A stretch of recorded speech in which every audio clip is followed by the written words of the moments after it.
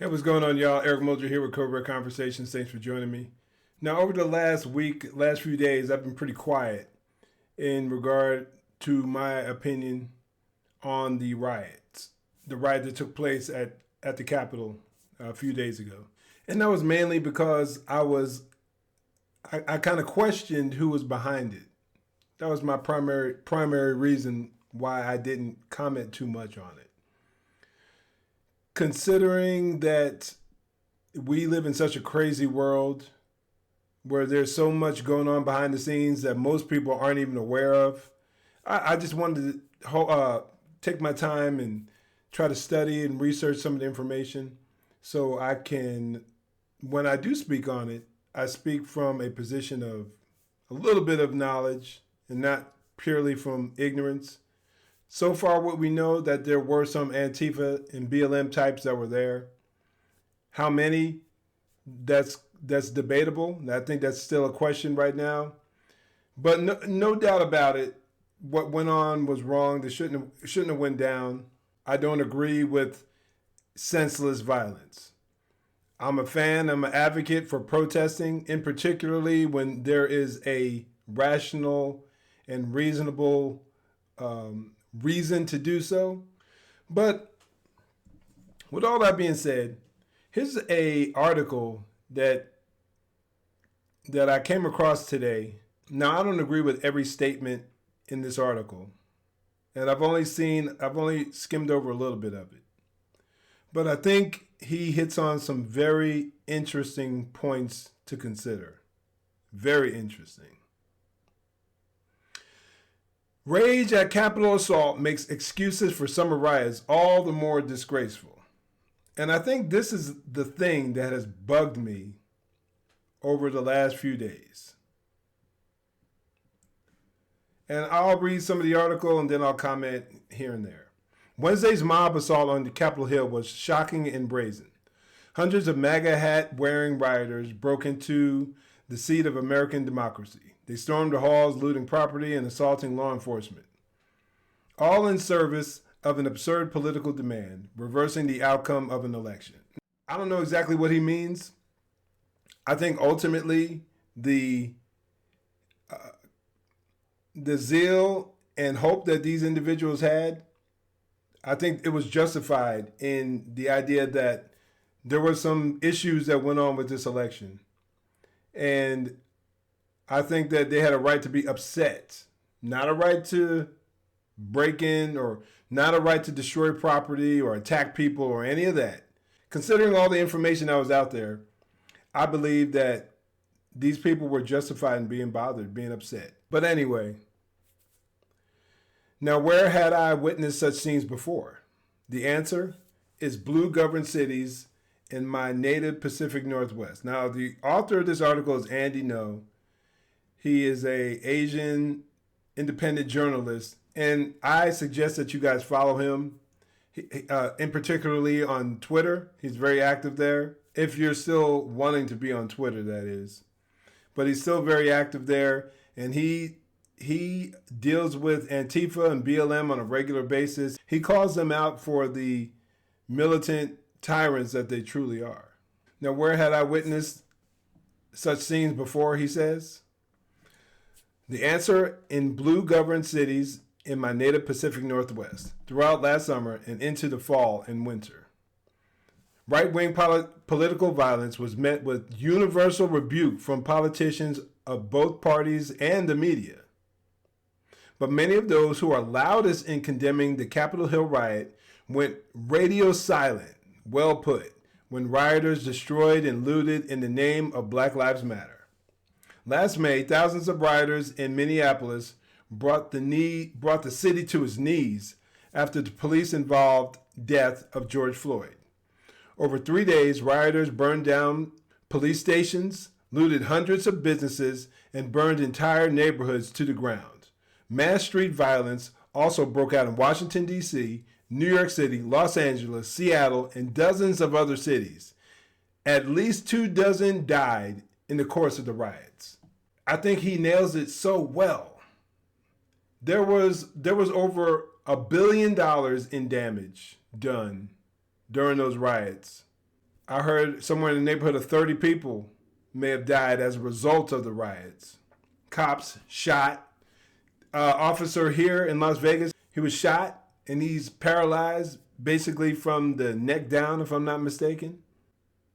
And was that universally panned from both sides of the political spectrum? Not at all. Definitely not. But we'll get into that a little further.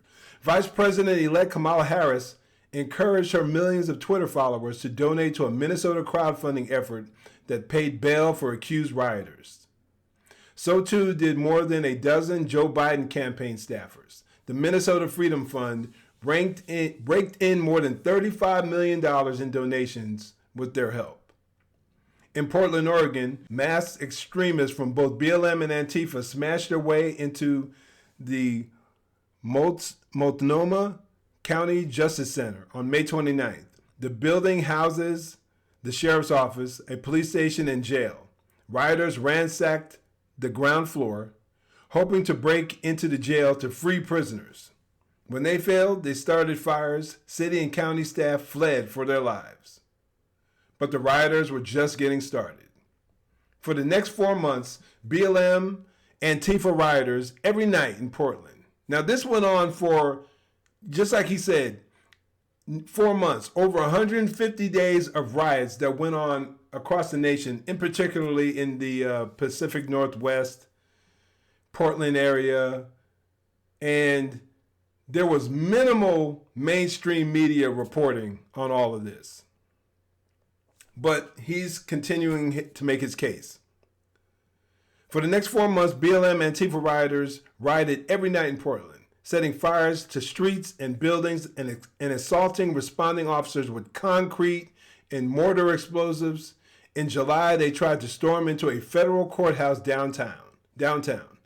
Night after night, hundreds and then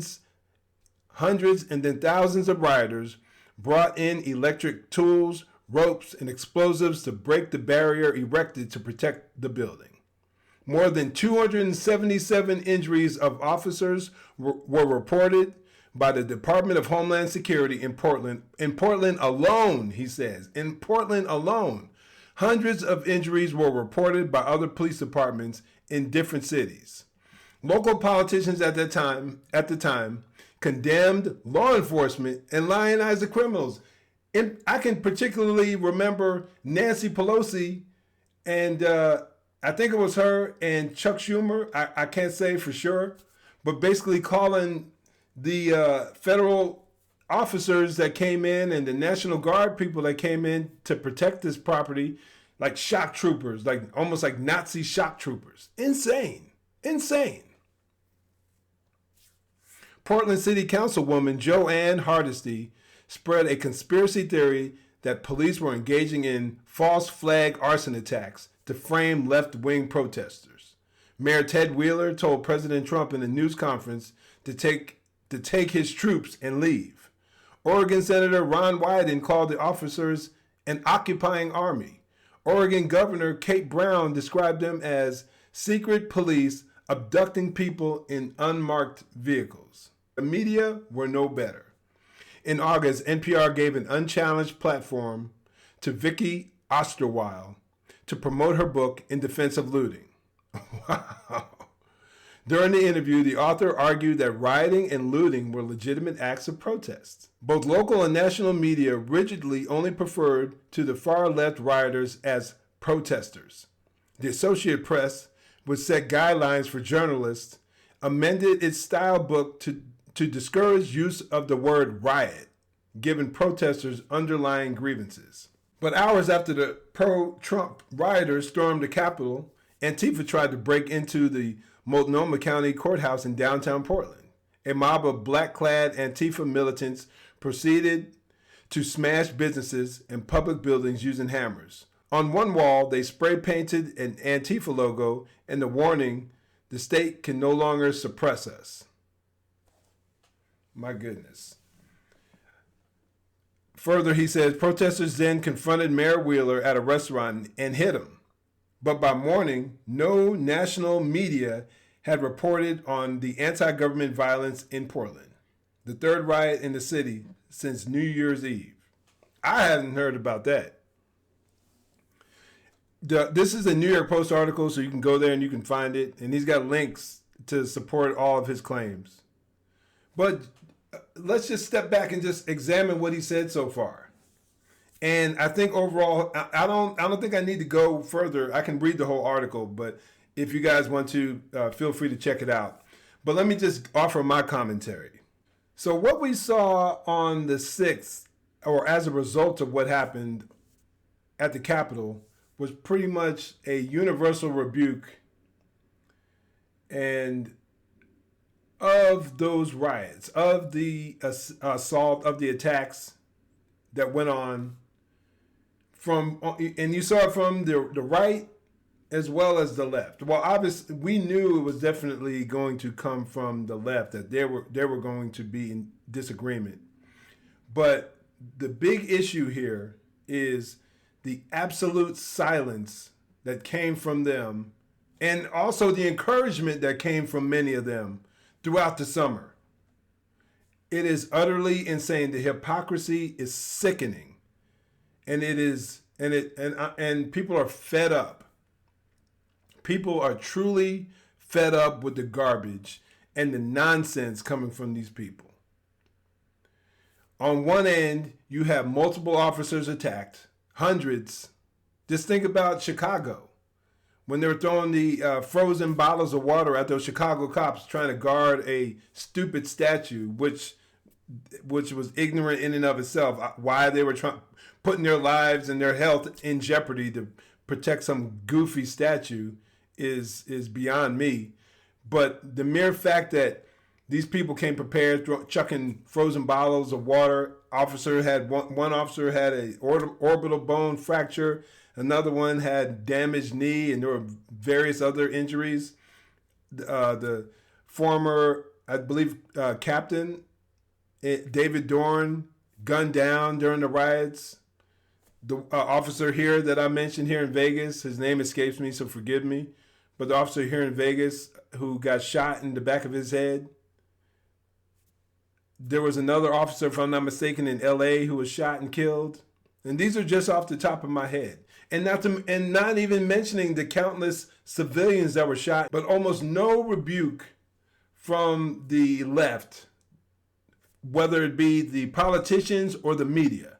None. All you heard was justification. All you heard was people attempting to justify the violence, to justify the evil.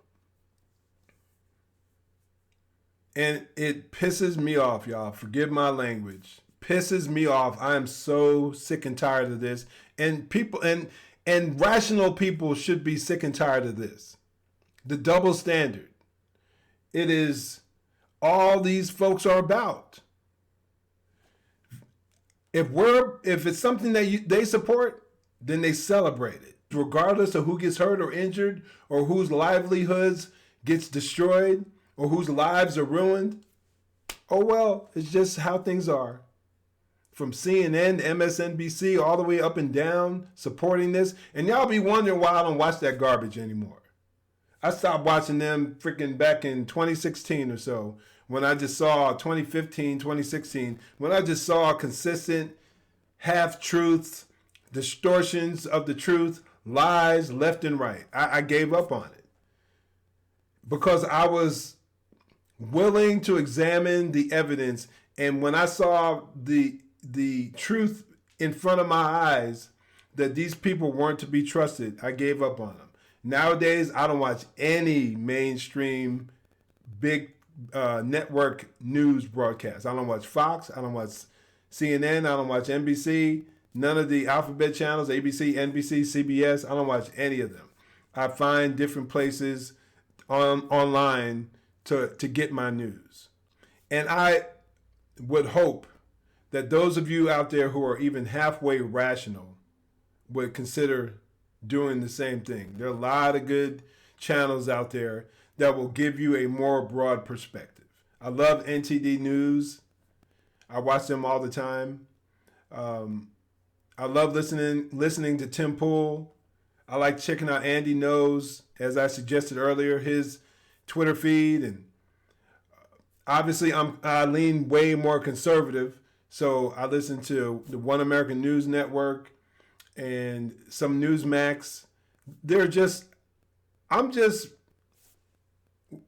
I think Tim Pool put it well. I'm probably going to butcher how he said it.